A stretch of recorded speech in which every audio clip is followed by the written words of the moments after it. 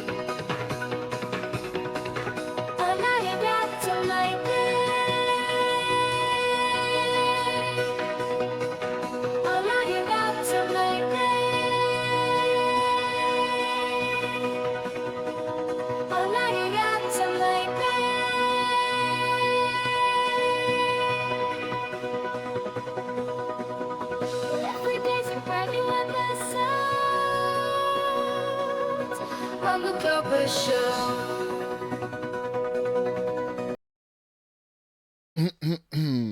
What up, what up, what up, what up, what up? What up, Twitch? What up, PETA? What up, Cosmic? What up, bots? What up, lurkers? What up, tiny people in my chatterino? It's your boy. It's your boy. Ow. Do what you do. I can't tell you who to sock it to. It's your boy. It's your boy. Do what you want to do.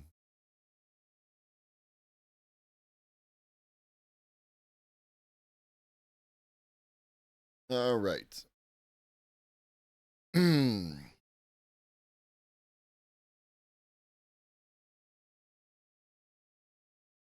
Let us do the news.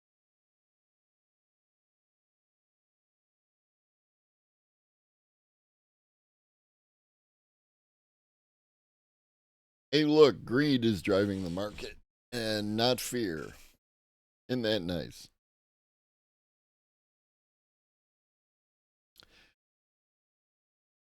China tightens internet controls with new centralized form of virtual ID.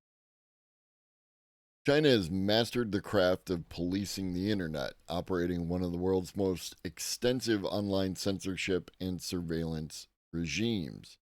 With mandatory identity checks on every online platform, it has become almost impossible for users to stay anonymous. But this rigidly moderated online environment is about to face even stricter controls with the introduction of a state issued National Internet ID. Instead of requiring individuals to submit their personal information for identity checks separately on each platform, the government now seeks to centralize the process by issuing a virtual ID that will allow users to sign in across different social media apps and websites. The rules for the new system, currently voluntary, were released in late May and will be implemented in mid July. It aims to protect citizens' identity information and support the healthy and orderly development of the digital economy. Excuse me. According to the published rules. Experts, however, have raised concerns that the new policy will further erode already limited freedom of expression by forcing internet users to relinquish even more control to the state. Since Chinese leader Jinping, took power in 2012, the country has further tightened its grip on the digital space through an army of censors. Deployed around the clock, they remove posts, suspend accounts, and help authorities identify critics, quashing any sign of dissent before it can gain traction. The finalized rules were announced after a proposal that was opened for public comment last summer, a typical step in China's legislative process. During the course of the public consultation over the past year, the proposal faced backlash from law professors, human rights experts, and some internet users. Yet, the finalized rules remained largely similar to the draft. This is a state led unified identity system capable of real time monitoring and blocking of users, said Zhao Qiang, a research scientist studying internet freedom at the University of California, Berkeley. It can directly erase voices it doesn't like from the internet. So it's more than just a surveillance tool, it is an infrastructure of digital totalitarianism.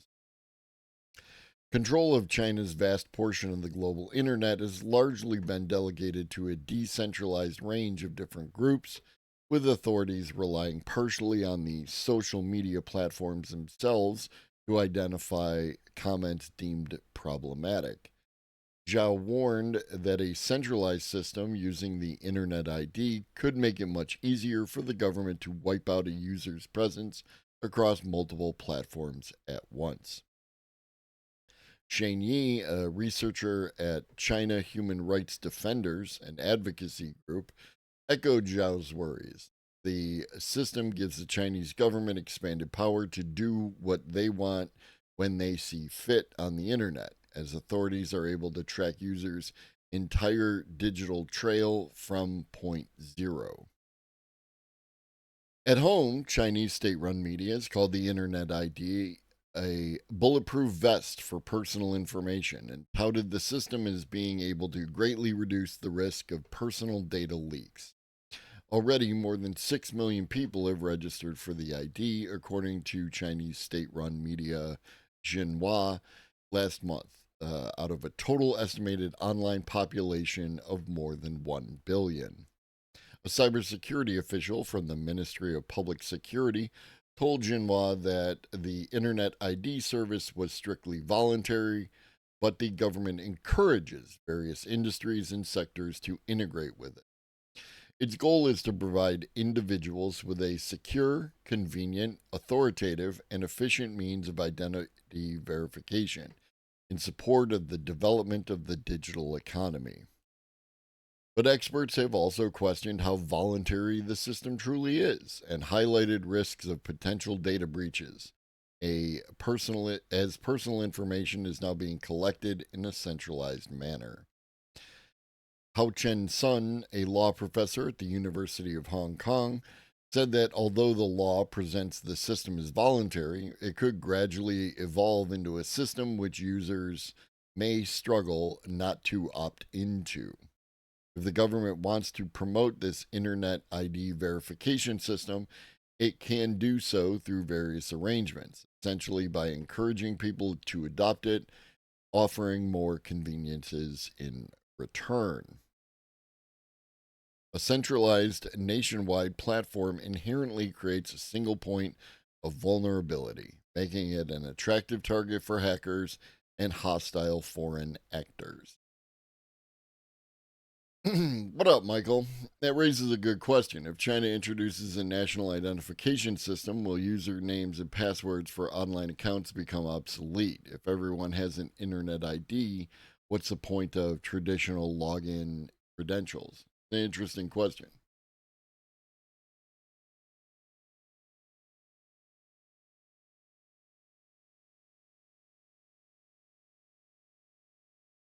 Of course, his article, not that I'm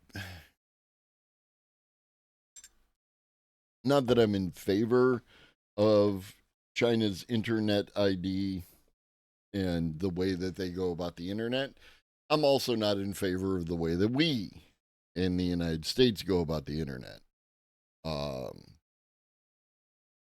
One of the things that was brought up here was the idea of silencing voices, a claim often made by certain right wing types. However, the track record of certain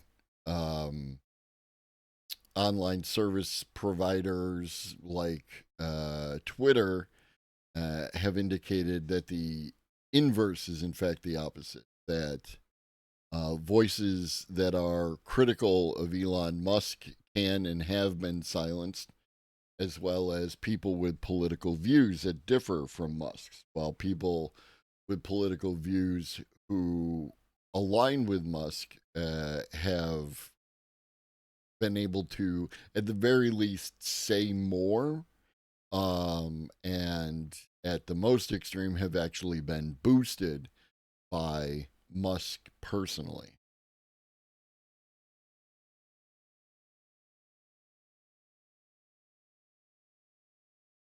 What a world. What a world. I was brought up the other day by someone, sorry, I can't remember who, about how human beings are preferred in certain areas requiring emotional intelligence, right? And that those types of jobs may be more secure from, automation. However, new study claims AI understands emotion better than us, especially in emotionally charged situations. Common AI models outperformed humans on emotional intelligence in a recent study, but experts caution us to look beyond the headline, as we always should, even more so when something that we're reading agrees with us. We need to be that much more critical. In what seems like a further blow to a capability in which we thought computers would never outdo us, scientists now suggest AI understands emotions better than we do. Scientists have found that AI understands emotions better than we do, scoring much higher than the average person at choosing the correct response to diffuse various emotionally charged situations. What up, Ponder Monkey? Humans are so sensitive when it comes to emotions. Aren't they just? So, new study published 21st of May, Journal of Communication Psychology, University of Geneva, University of Bern. Widely used emotional intelligence tests, STEM, STEU, GEMOC blends, GE co-regulation, and GE co-management. To common large language models, ChatGPT 4.0, 01, 1.5 Flash, 3.5 Haiku, Copilot 365, and DeepSeek v3. Concern about data links is slightly moot, given that we have security breaches all the time, most recently one that included 16 billion user credentials. Yes, this is true.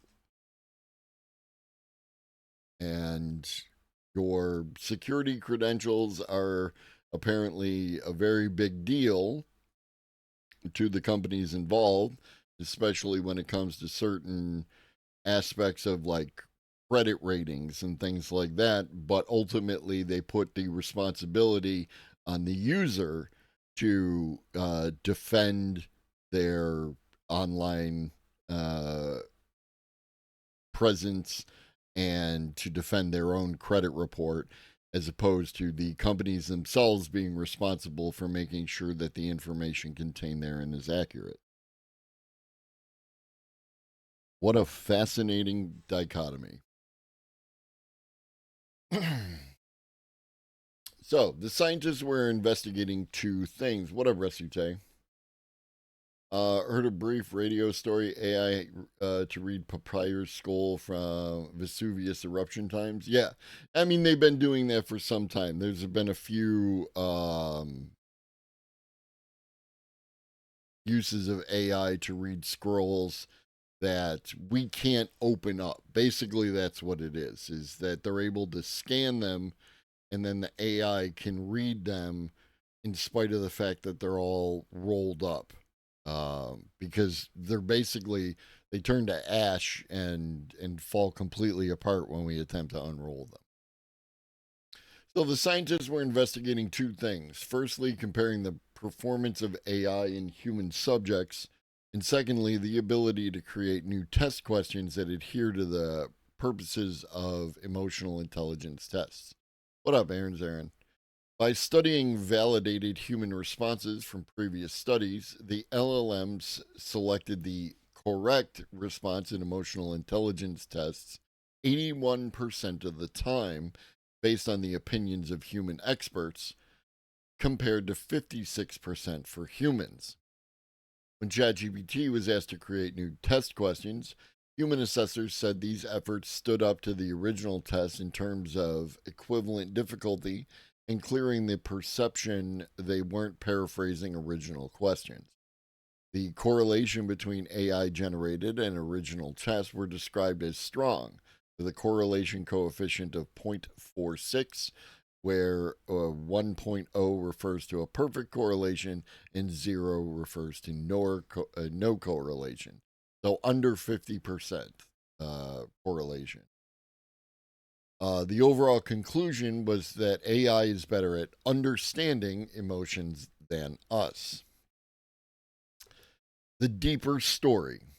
When Live Science consulted several experts, a common theme in their responses was to keep the methodology firmly in mind. Yes, absolutely, 100%.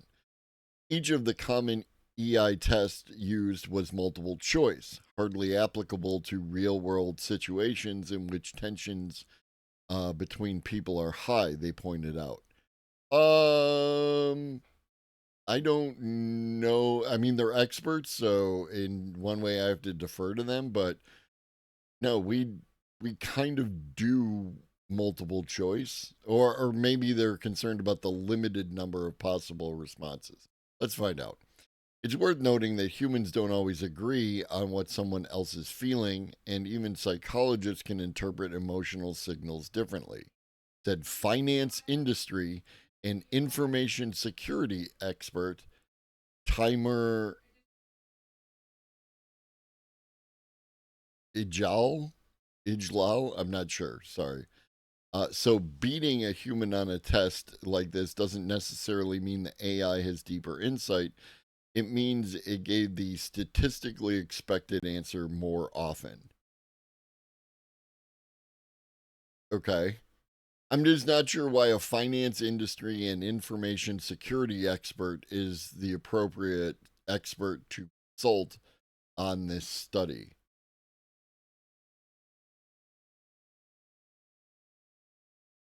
But let's continue. The ability tested in the study isn't emotional intelligence, but something else, they added. AI systems are excellent at pattern recognition, especially when emotional cues follow a recognizable structure like facial expressions or linguistic signals, said Nauman Jafar, founder and CEO of Cliniscripts, an AI powered documentation tool built for mental health professionals.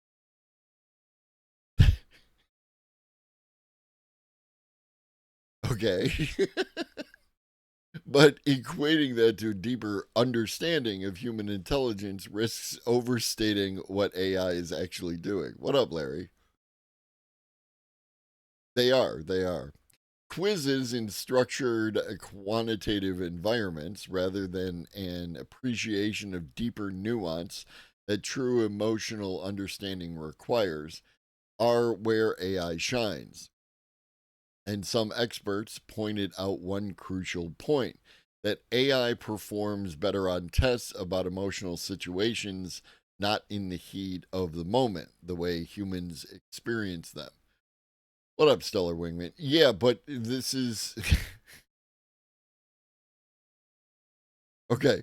So they gave humans the test and they gave the AI the test, and the humans came in at 56% and the AI came at 81%, right? Like the heat of the moment doesn't apply to what was being tested,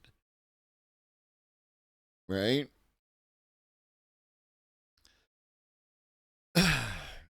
Jason Hennessy, founder and CEO of Hennessy Digital, who spent years analyzing how search and generative AI systems process language, equates the study to the reading the mind in the eyes test.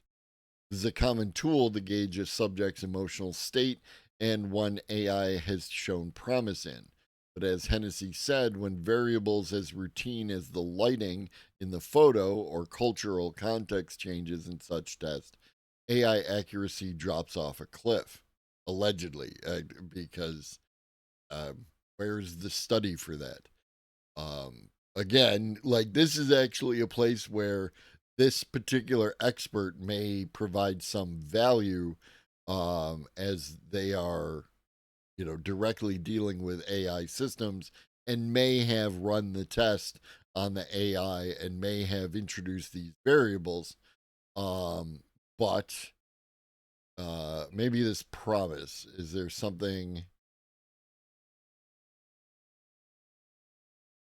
So this GPT 4o reads the mind in the eyes. LLMs are capable of human-like inferences, including inferences about emotional mental states from text. Whether this capability extends beyond text to other modalities remains unclear. Humans possess a sophisticated ability to read the mind and the eyes of other people. Here we tested whether this ability is also present in GPT 4o, a multimodal LLM. Sort of. It's important to remember that unless something is changed, the GPT models convert everything to text because the multimodal aspects are bolted on after the fact. Where Gemini is a multimodal model from inception. This produces different effects. Using two versions of widely used theory of mind tests, the reading the mind eyes test and the multiracial reading the mind eyes test, reading the mind in the eyes test, we found that GPT 4o outperformed humans in interpreting mental states from upright faces, but underperformed when the faces were inverted. While humans in our sample showed no difference between white and non white faces, GPT 4o's accuracy was higher for white than non white faces. GPT 4o's errors were not random, but revealed a highly consistent yet incorrect processing of mental state information across trials with an orientation dependent error structure that qualitatively differed from that of humans for inverted faces, but not for upright faces. These findings highlight how advanced mental state inference abilities and human like face processing signatures, such as inversion effects, coexist in GPT 4o alongside substantial differences in information processing compared to humans.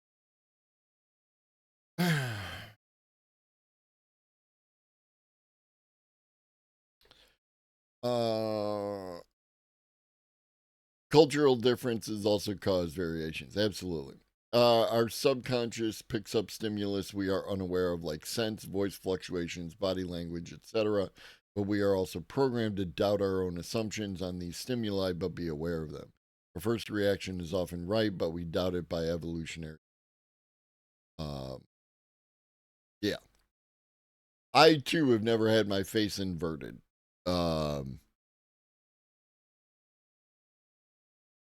It's possible that they're using that to like going back to the cancer screening AI, right? That wasn't actually screening for it was skin cancer and it was different moles and blemishes, and it turned out it wasn't tuned to the blemishes, it was tuned to the presence of a ruler, as the ruler appeared more often in positive tests.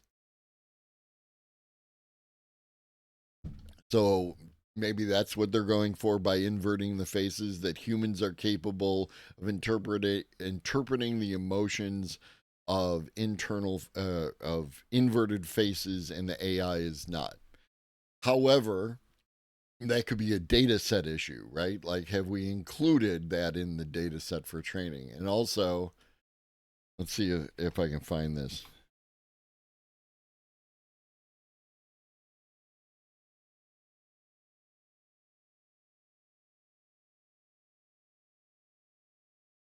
Yep, there it is.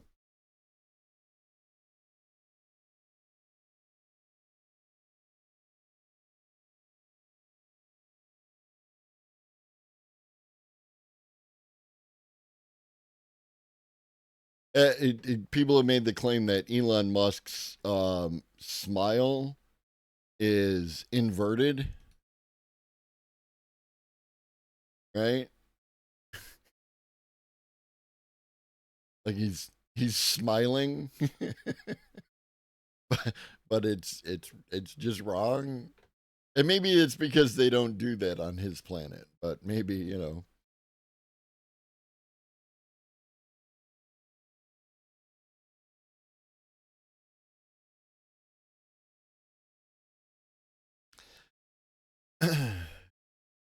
No, they're talking about this kind of inverted, up down inverted.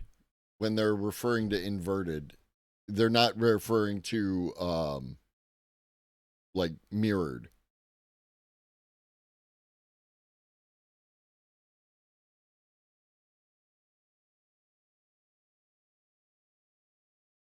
Anyways, overall, most experts found the claim AI understands emotions better than human a bit of a stretch.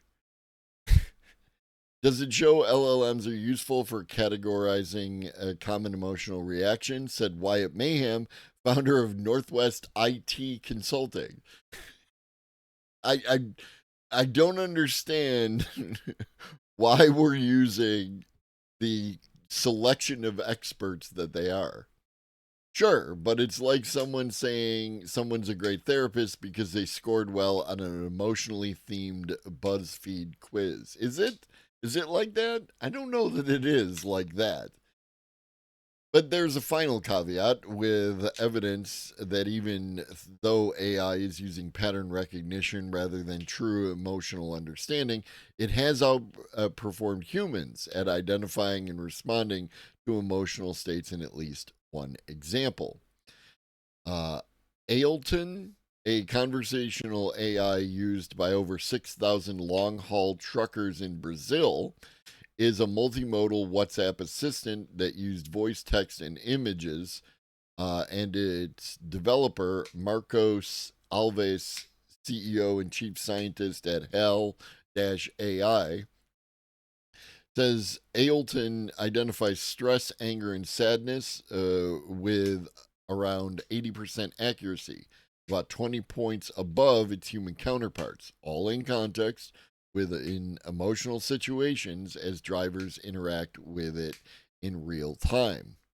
In one case, Ailton responded quickly and appropriately when a driver sent a distraught 15-second voice note after a colleague's fatal crash, replying with nuanced condolences, offering mental health resources, and automatically alerting fleet managers. Yes, multiple choice text vignettes simplify emotional recognition, Alves says. Real empathy is continuous and multimodal, but isolating the cognitive layer is useful. It reveals that an LLM can spot emotional cues before adding situational noise.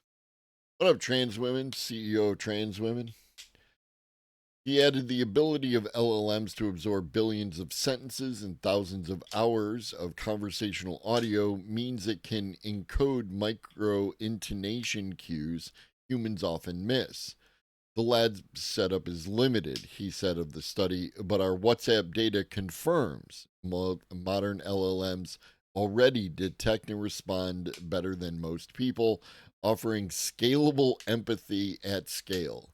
Scalable empathy at scale. What up, Maddie? Most people will probably read this article and take it as proof that AI is especially problematic, but these experiments are actually steps towards improving future models. Yes. And also like the counter to the article, right? These experts that they brought forth, um maybe they are scientists whose field of study relates to emotional intelligence, but like, this is a finance industry and information security expert. This is a person who created an AI powered documentation tool for mental health professionals. This person might, like, it sounds more in line because we're talking about mental health field. So maybe they have some background in that they're also using to create this AI tool. But they also could be like just a tech bro who makes a documentation tool for mental health professionals. um, Jason Hennessy over here um, analyzes search and AI how search and AI systems process language, which may or may not have bearing on this particular study. And Wyatt Mayhem is the founder of Northwest IT Consulting. Like, none of these seem like actual experts within the field. Now, maybe they are, right? I don't want to overstate. Maybe they are, they have a appropriate background to make these conclusions, but it's not presented in the article, right? Like, I would say, master's or PhD in whatever relevant field. You know what I mean? What up, Joint Specialist? Good morning from the Department of Redundancy Department.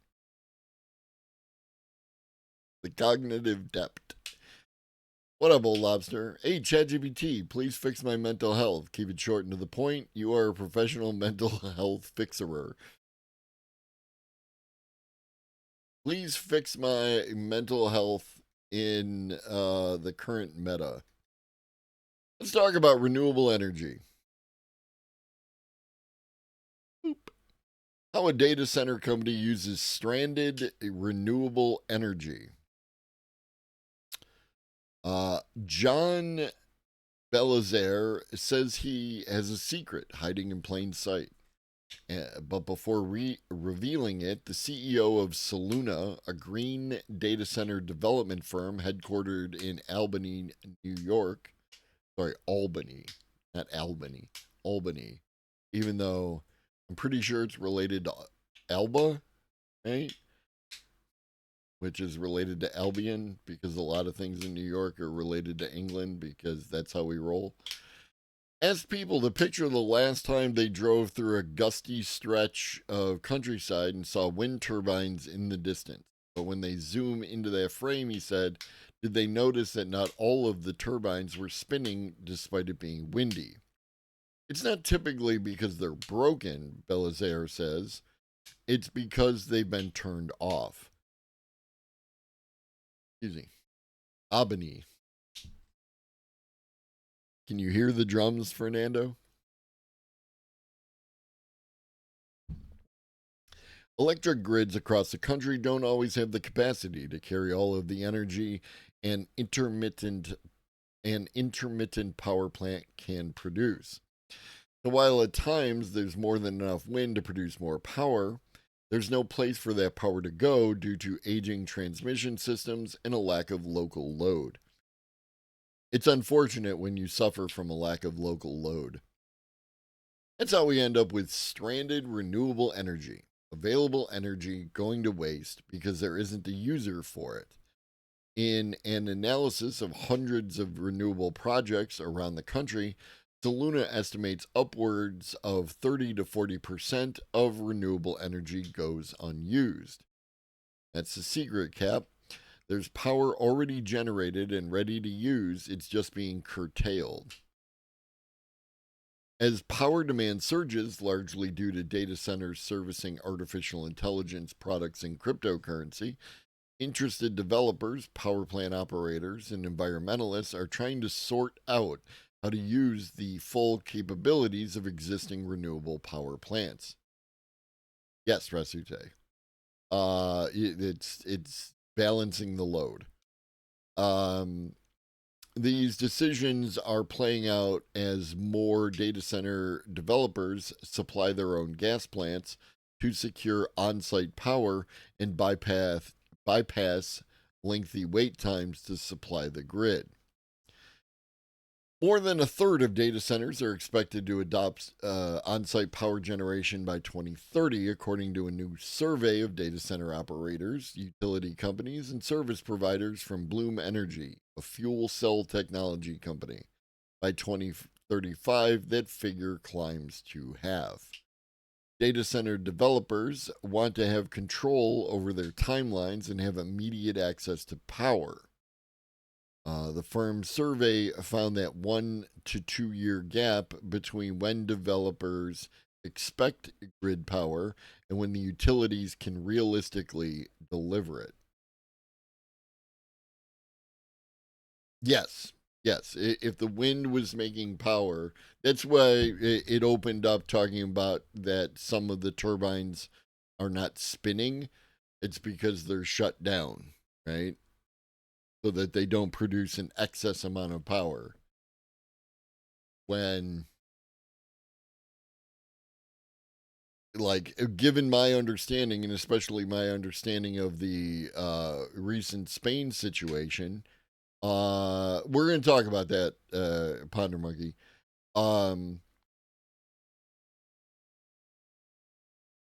What we should be doing under those conditions is regulating the amount of power from turbine driven power systems, which is apparently very easy to do, and utilizing the wind power that's available. So we're not doing that. We're just turning off the wind turbines and not having them generate electricity. Genius move. Local load 30-40%. Where did we go? Data center developer, yeah, we did that. Decisions around where data centers get built have shifted dramatically over the last 6 months, with access to power playing the most significant role in location scouting. The grid can't keep pace with AI demand, so the industry is taking control with on site power generation. Soluna, like other data center developers looking to rely on renewable sources, buys the excess power from wind, hydro, and solar plants that they can't sell to the grid. By the end of the year, Soluna will have 3 facilities totaling 123 megawatts of capacity in Kentucky and Texas, and 7 projects in the works with upwards of 800 total megawatts. What up, Sean, again?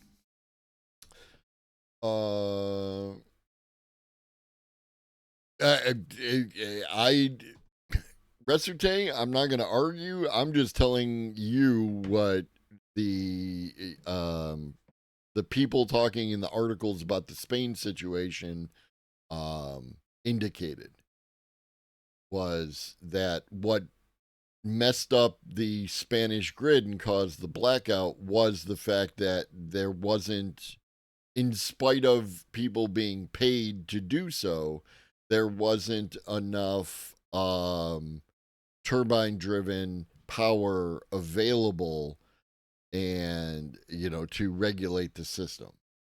And so it led to that whole thing.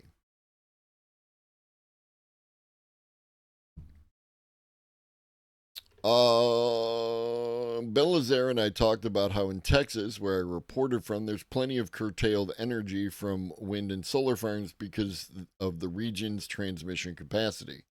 In West Texas, other data center developers are also taking advantage of the unused wind energy far from major load centers like Dallas and Houston by co locating their giant warehouse full of advanced computers and high powered cooling system with the excess energy.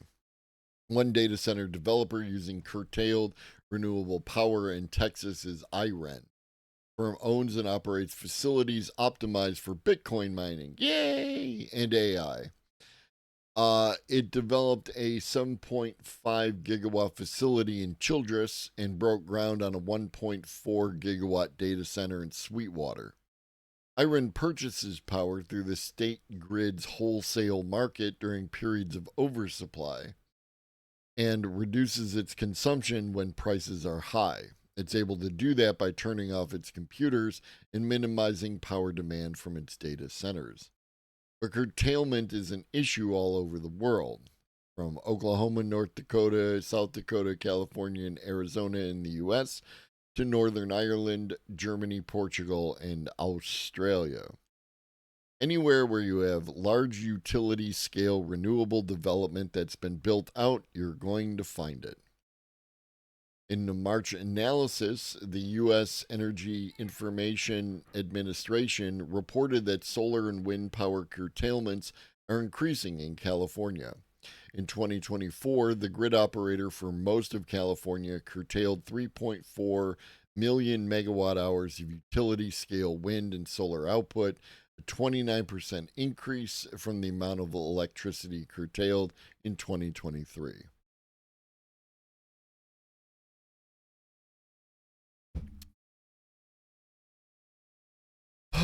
So there's that.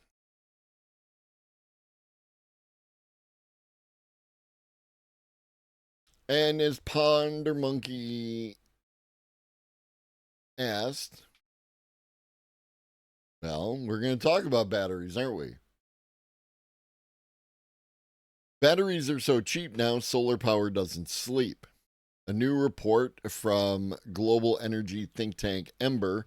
This was if you were here for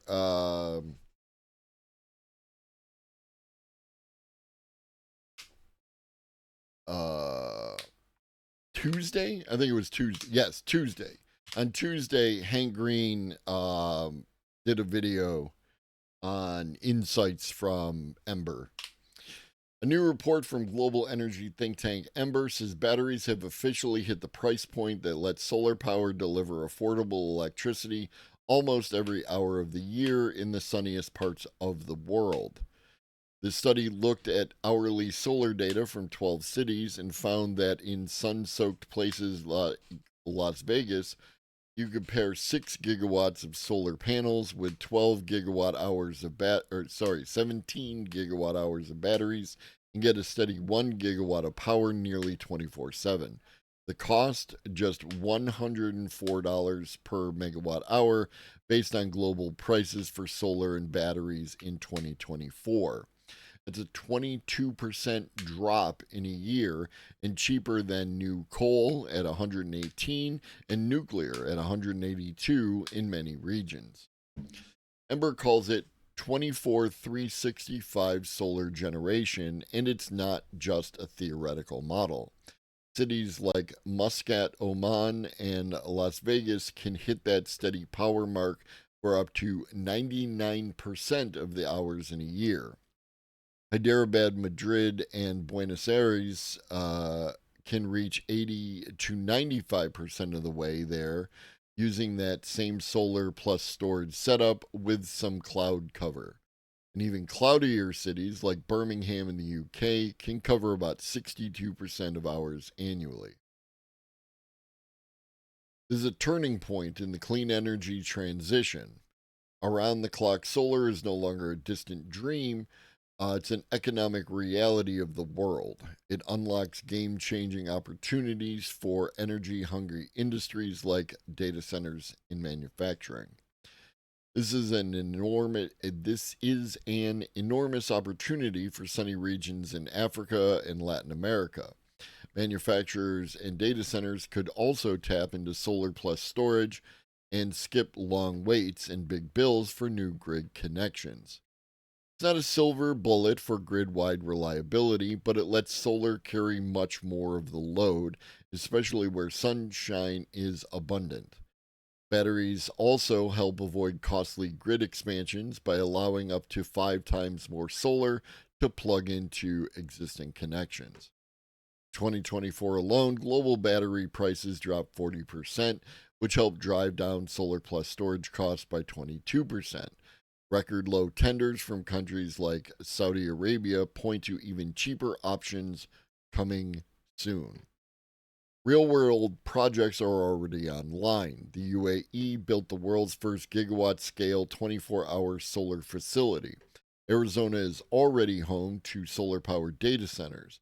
And as battery tech keeps improving, round the clock solar could become the backbone of clean energy system in the world's sunniest places. So yeah, is solar at higher altitudes more efficient? I don't know. I wouldn't think so.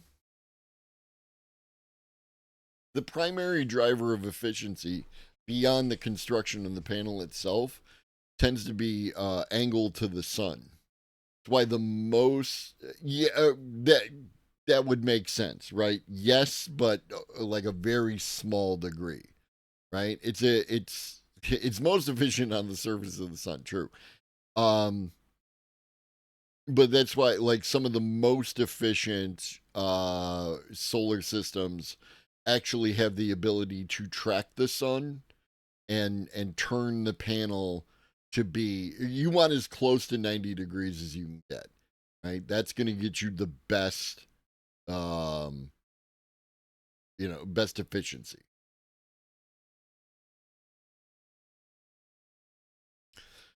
What else we got? Hey, it's live science again.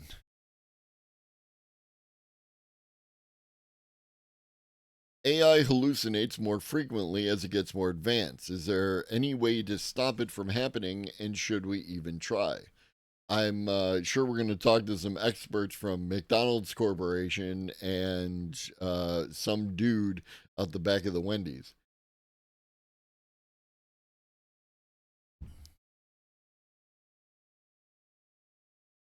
The more advanced artificial intelligence gets, the more it hallucinates and provides inaccurate or incorrect information. Ba-da-ba-ba-ba.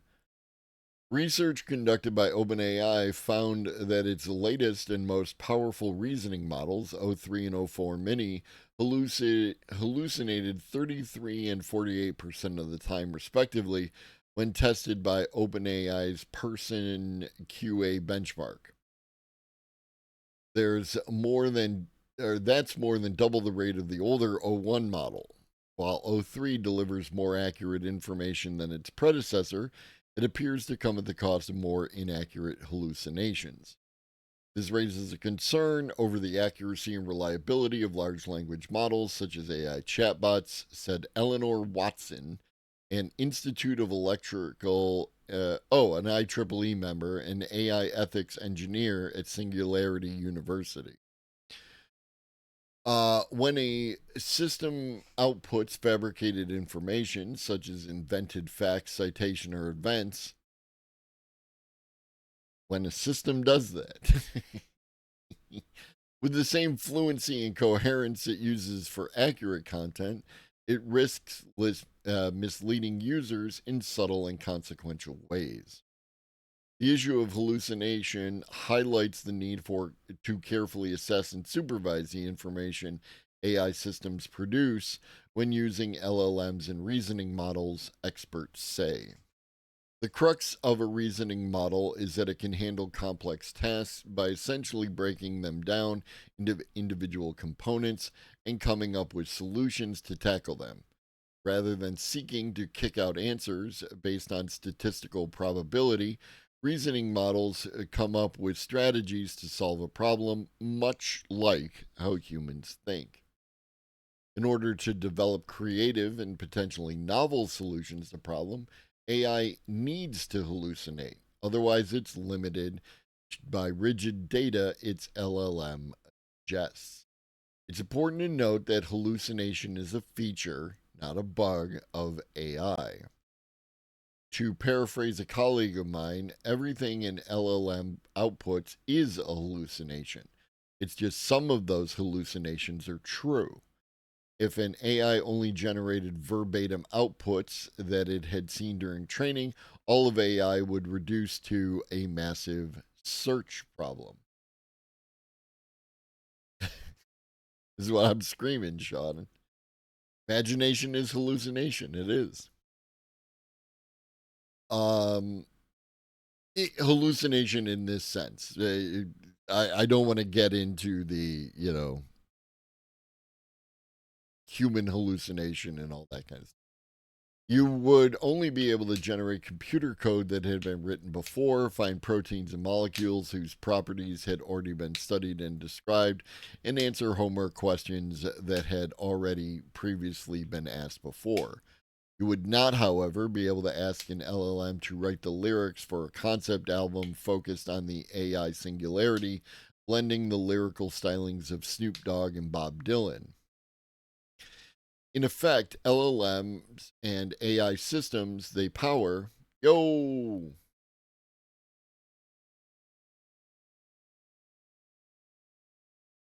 thanks, Twitch. I can't keep up with today's high speed, top of the line kids, was what he was supposed to say. T minus the GOAT. Gifting went out to Resute. I appreciate you, homie. What up, Iggy? Where we at? Yeah, it's interesting. That again, AI skeptics will, on one hand, make the claim that LLMs can only reproduce information that's found in their data set, which is in fact not the case, and say that LLMs are useless because they hallucinate, and the act of hallucination is actually indicative of stuff not being found in their data set. So, neat. In effect, LLMs and AI systems they power need to hallucinate in order to create rather than simply serve up existing information. Oh, yeah, sorry, that's me. I'll put it down. I'm fidgeting. I'll pick up a single object and fidget with that. Apologies, Cosmic. It is similar conceptually to the way humans dream or imagine scenarios when conjuring new ideas. Thinking too much outside the box. However, AI hallucinations present a problem when it comes to delivering accurate and correct information, especially if users take the information at face value without checks or oversight. Well, I can't comment on that, Cosmic, but you did hear what you thought you were hearing. This is especially problematic in domains where decisions depend on factual precision, like medicine, law, or finance. While more advanced models may reduce the frequency of obvious factual mistakes, the issue persists in more subtle forms. Yeah, and it didn't do the alert or anything. Boop, boop, boop, boop, boop. Over time, confabulation erodes the perception of AI systems as trustworthy instruments and can produce material harms when unverified content is acted upon. And this problem looks to be exacerbated as AI advances. As model capabilities improve, errors often become less overt but more difficult to detect. Fabricated content is increasingly embedded within plausible narratives and coherent reasoning chains.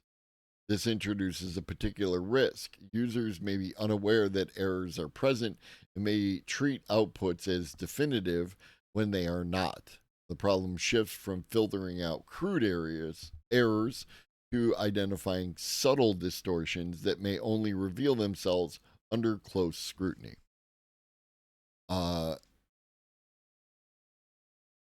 Kazaronian backed this viewpoint up. Despite the general belief that the problem of AI hallucination can and will get better over time, it appears that the most recent generation of advanced reasoning models may have actually begun to hallucinate more than their simpler counterparts. And there are no agreed upon explanations for why this is. Situation is further complicated because it can be very difficult to ascertain how LLMs come up with their answers. A parallel could be drawn here with how we still don't know comprehensively how the human brain works. In a recent essay, Dario Amodei, the CEO of Anthropic, highlighted a lack of understanding in how AIs come up with answers and information. When a generative AI system does something like summarize a financial document, we have no idea at a specific and precise level why it makes the choices it does, why it chooses certain words over others, or why it occasionally makes a mistake despite usually being accurate. The problems caused by AI hallucinating inaccurate information are already very real. There is no universal, verifiable way to get an LLM to correctly answer questions being asked about some corpus of data it has access to. The examples of non existent hallucinated references, customer facing chatbots making up company policy, and so on are now all too common. That's why you need stuff like RAG and other knowledge graphs, other things to independently verify, and through the use of the tools, right? Even taking an output and giving it to another LLM can help to spot errors. Will we have to get used to Michael Collins being the first man on the moon and Buzz Aldrin punching Neil Armstrong in the face for saying the moon landings weren't true? No. No.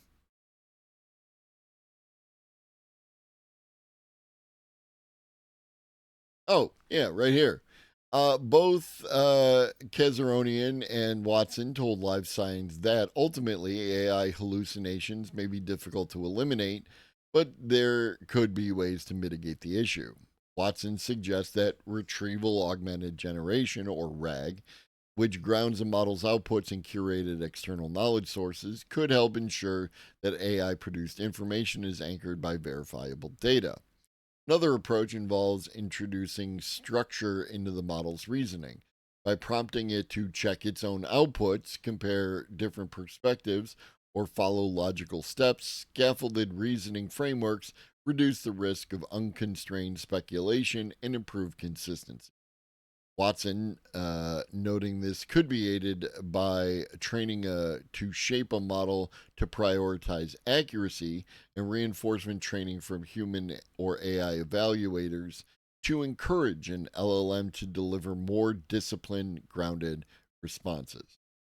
Finally, systems can be designed to recognize their own uncertainty. Rather than defaulting to confident answers, models can be taught to flag when they are unsure or to defer to human judgment when appropriate.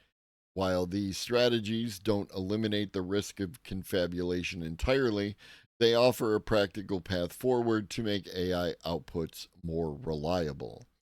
Given that AI hallucination may be nearly impossible to eliminate, especially in advanced models, Kazaronian concluded that ultimately the information that LLMs produce will need to be treated with the same skepticism we reserve for human counterparts. Please and thank you.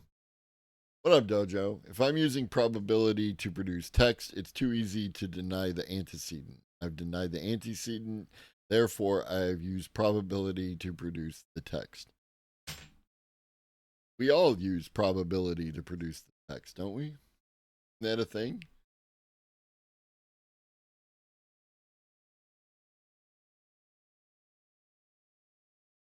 What up, Ghost?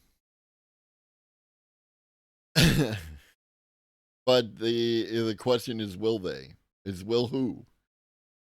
Will we treat the information LLMs produce with the same skepticism we reserve for human counterparts? I would say yes, which is not good. I would say yes.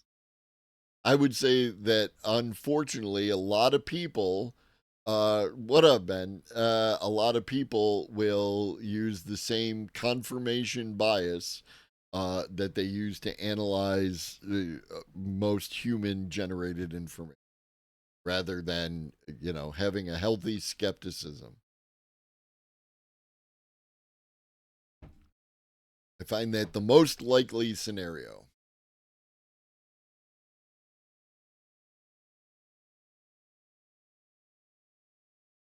It's the bubble.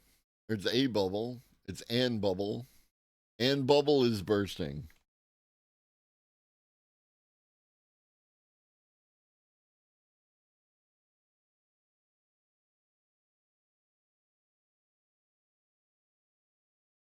The computer science bubble is bursting. Artificial intelligence is ideally suited to replacing the very type of person who built it. The job of the future might already be past its prime. Our AI debates are already a thing. And I'm not talking about the AI Joe Biden versus AI Trump. Um, no, that's not going to work. How about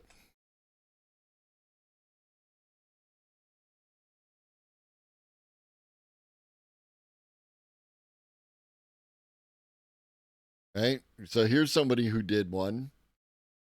Conservative versus LGBTQ plus activists, implying a whole bunch of things that I'm not going to touch on. Best economic system, AI debates, capitalist versus socialist. Does God exist? AI debates, atheist versus believer. This is people. This is people. I don't care about people debating. I want to hear about the AI debating. Israel, Palestine.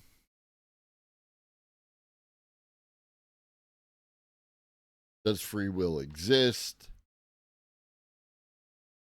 A couple of people did free will. Does free will exist? You know. So we're already there. We are already at the point where people are doing AI debates on the internet.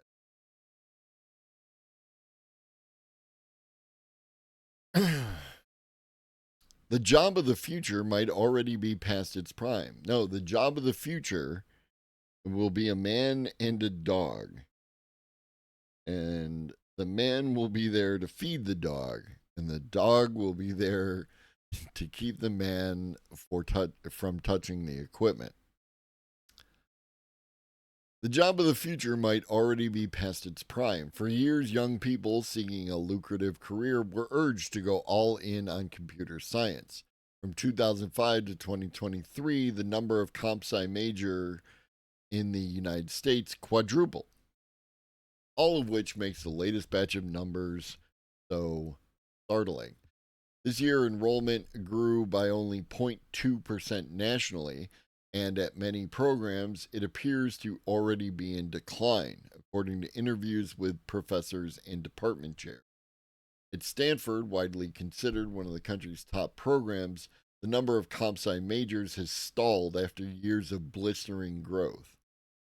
Simon Ruskinowitz, the chair of Princeton's computer science department, told me that if current trends hold, the cohort of graduating comp sci majors at Princeton is set to be 25% smaller in 2 years than it is today.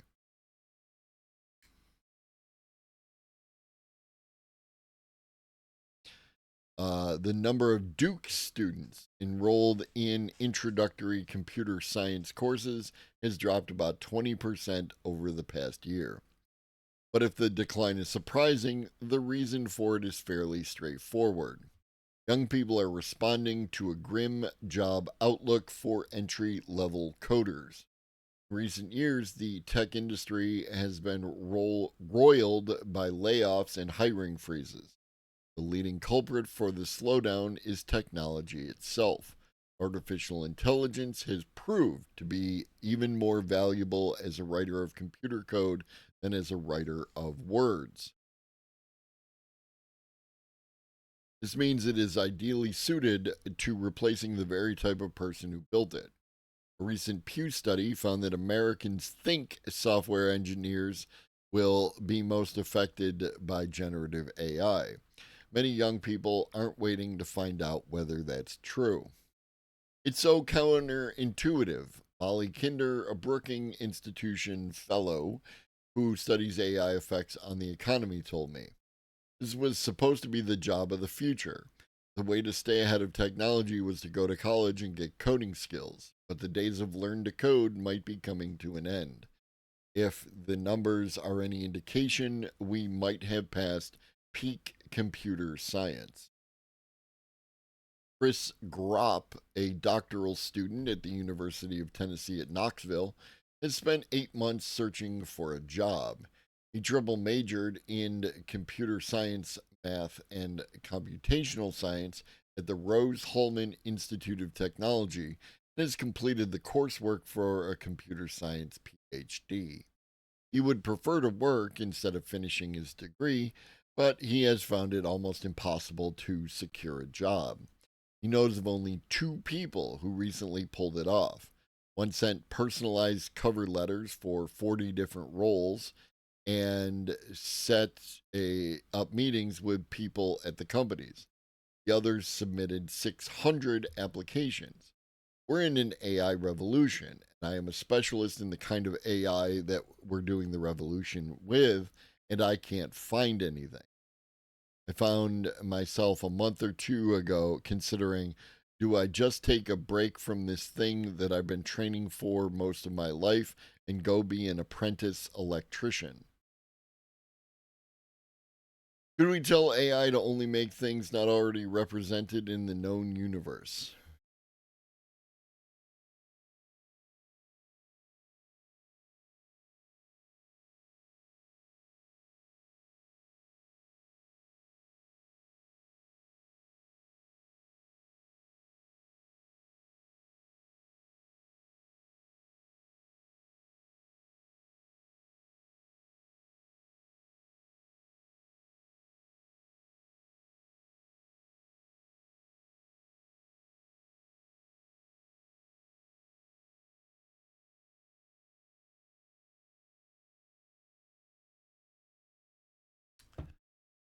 Before AI was here, it was extremely hard to get a CS job in LA. Every job had way too many applicants. I remember submitting 500 applications, never getting a single phone call.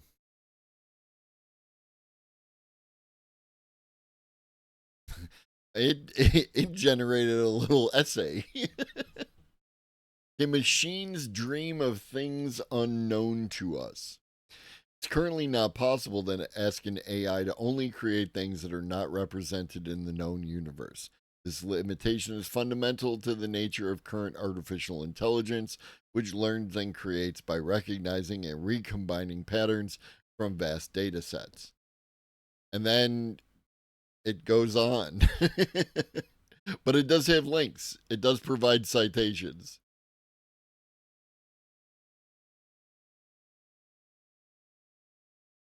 So, according to Gemini Ponder Monkey, at this point in time, the answer is no.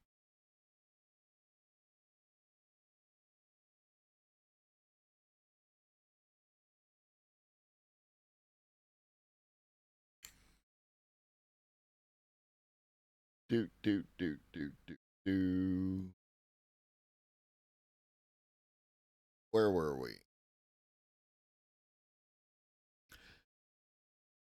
Grop is contending with a weak job market for recent college graduates in general and the tech sector in particular.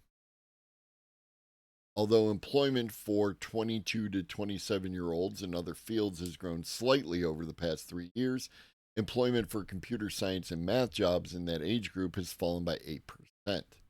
Not long ago, graduates from top comp sci programs, such as those at Stanford, UC Berkeley, and Carnegie Mellon, would have been fending off recruiters from Google and Amazon.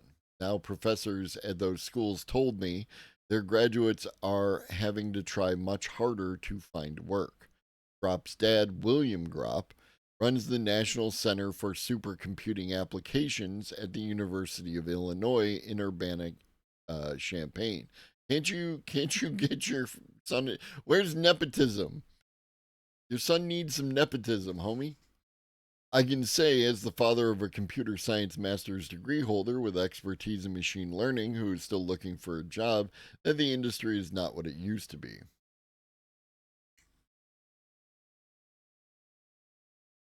There you go, Dojo. In the ultimate irony, candidates like Grop might be unable to get jobs working on AI because AI itself is taking the jobs. We know AI is affecting jobs. It's making people more efficient at some or many aspects of their jobs, and therefore, perhaps, companies feel they can get away with doing a bit less hiring. A bit, a skosh, a soupçon less hiring.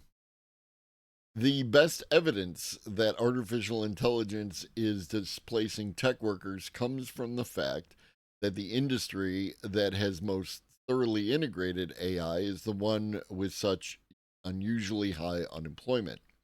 Tech leaders have said publicly that they no longer need as many entry level coders. Executives at Alphabet and Microsoft have said that AI writes or assists with writing upwards of 25% of their code. Microsoft recently laid off 6,000 workers.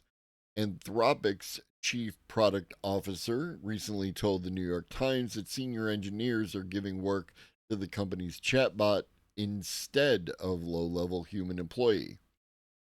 The company's CEO has warned that AI could replace half of all entry level workers in the next 5 years. Kinder, the Brookings Fellow, said she worries that companies will soon simply eliminate the entire bottom rung of the career ladder. The plight of the tech grads, she told me, could be a warning for all entry level white collar workers. Not everyone agrees that AI is causing the turbulence in the job market. The tech industry frequently goes through booms and busts. Biggest companies exploded in size when the economy was good. Now, with high interest rates and the specter of new tariffs, executives are likely holding off on expanding, and workers are reluctant to leave their job, says Zach Mabel, Director of Research at the Georgetown University Center on Education and the Workforce. Companies have an incentive to blame layoffs on AI because instead of forces within their control, David Deming, an economics professor at Harvard, told me. Before we see big changes from AI in the labor market, companies have to internalize this new capability and change what they ask for. And that's the thing that I have not seen very much of, he said. It could be AI, but we just don't know. Transparency. Enrollment in the computer science majors historically fluctuated with the job market. When jobs are scarce, people choose to study something else. Eventually, there aren't enough computer science graduates, salaries go up, and more people are drawn in. Prior declines have always rebounded to enrollment levels higher than where they started. And at some universities, such as the University of Chicago, still haven't seen any enrollment drops. Sam Madden, a computer science professor at MIT, told me that even if companies are employing generative AI, that will likely create more demand for software engineers, not less. Why? Why would that be the case? Whether the past few years augur a temporary lull or an abrupt reordering of working life, economists suggest the same response for college students. Major in a subject that offers enduring transferable skills. Believe it or not, that could be the liberal arts. Deming's research shows that male history and social science majors end up out earning their engineering and comp sci counterparts in the long term as they develop the soft skills that employers consistently seek out. Oh no! It's actually quite risky to go to school to learn a trade or a particular skill because you don't know what the future holds.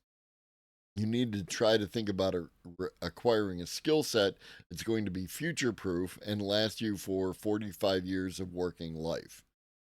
Of course, when faced with enormous uncertainty, many young people take the opposite approach and pursue something with a sure path to immediate employment.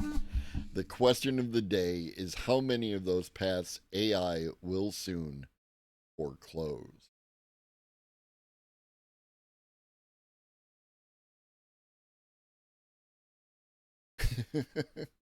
Have you tried being a male historian?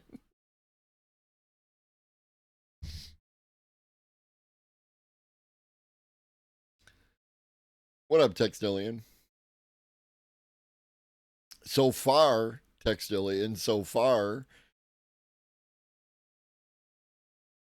the music industry is building the tech to hunt down AI songs with no way to stop the onslaught of AI music. The industry is taking a different approach, figuring out how to make money off it. Dun dun dun. Surprising absolutely no one. The music industry's nightmare came true in 2023, and it sounded a lot like Drake.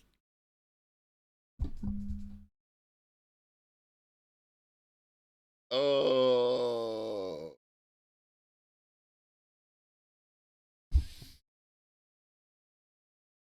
Heart on My Sleeve, a convincingly fake duet between Drake and The Weeknd, racked up millions of streams before anyone could explain who made it or where it came from.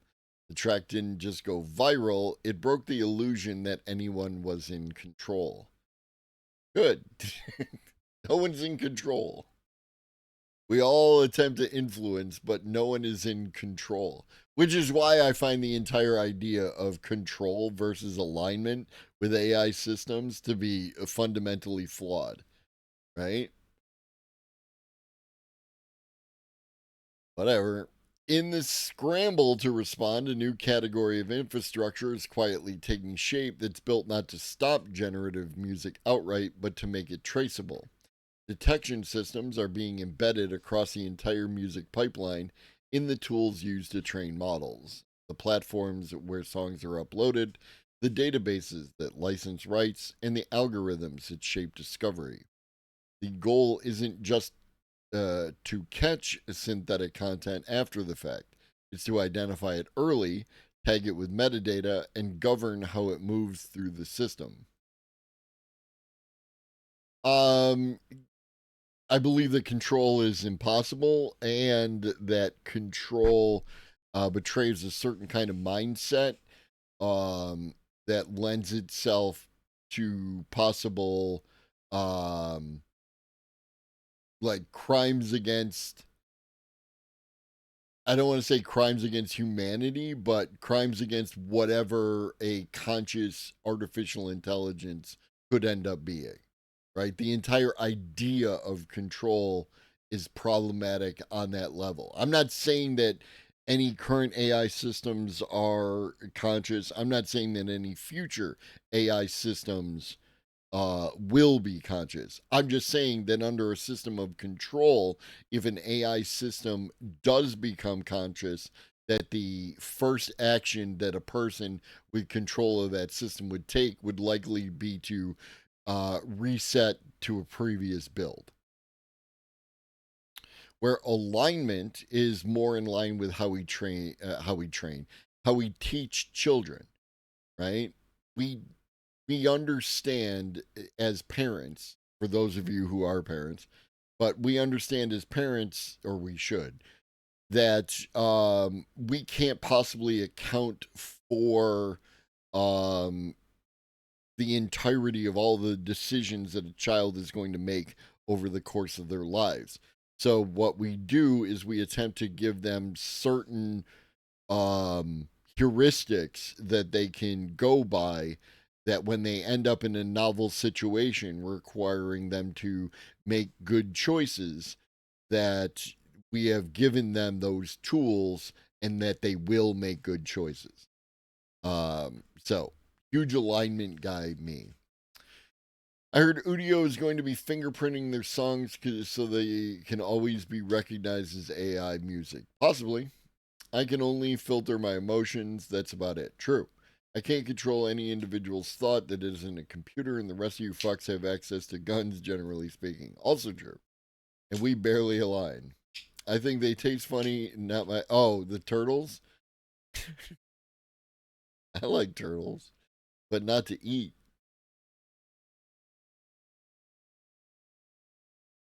If you don't build this stuff into the infrastructure, you're just going to be chasing your tail.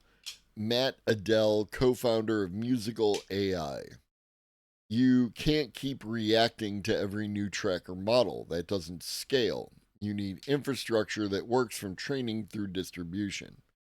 Startups are now popping up to build detection into licensing workflows. Platforms like YouTube and Deezer have developed internal systems to flag synthetic audio if it's uploaded and shape how it surfaces in search and recommendations. Other music companies, including Audible Magic, PEX, Rightsify, go fuck yourself, and SoundCloud are expanding detection, moderation, and attribution features across everything from training data sets to distribution. The result is a fragmented but fast growing ecosystem of companies treating the detection of AI generated content not as an enforcement tool, but as a table stakes infrastructure for tracking synthetic media. But alignment for something as potentially dangerous as AI requires a lot of optimism about a lot of factors, including human behavior. Don't come across as that guy. Oh, I'm just talking about the best possible option out of the two, broadly speaking, available ones. Right? And I'm actually I would actually describe myself as fairly optimistic about human behavior. I understand the capabilities of human beings.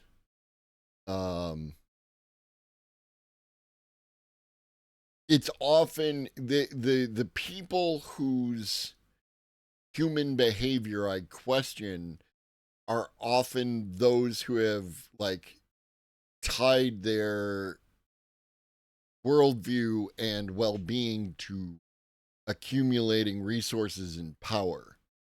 But broadly speaking, I think that humans tend to act in the interest of a group, right? Not necessarily, you know, like there are, various tribalistic issues and et cetera, et cetera. Um, but then the solution to that particular problem is to help them redefine their group, right? This is something that like I have gone through as an actual process. What up, Suckle Dragon? Um, Something that I've done is an actual process of like my own, what I consider my own personal evolution, is just redefining the nature of my identifiable group to be more expansive, right? Obviously, I care about myself, and obviously, I care about the immediate people around me, my family, right? Like then we add a layer onto that, and that's friends, right? And that the line between friends and family is blurry, right? Like some friends fall into category that for some people is akin to the way that they have a relationship with cousins. You know what I mean? Like some people's cousins are like their friends and they hang out all the time and have been. And some people's friends become like their cousins, right? There's also the whole thing with like half sisters, step siblings, all these kind of things. Because like I have a half sister, right? Like my father and his second wife, but I do not call her my half sister, right? She is my sister. Right? It's an easily change of definition, right? The accuracy of that doesn't provide any additional utility. So within that context, I can just continue to expand that type of thinking outward, right? Um, you know, like there are people on this platform that I have spent time with in various forms, and they have become into that friendship zone and potentially even, the family zone, right? Like that if I was capable of doing for them in the same way that I would do for my family, I would absolutely do so, right? That kind of thing. And this is, you just keep expanding that outward.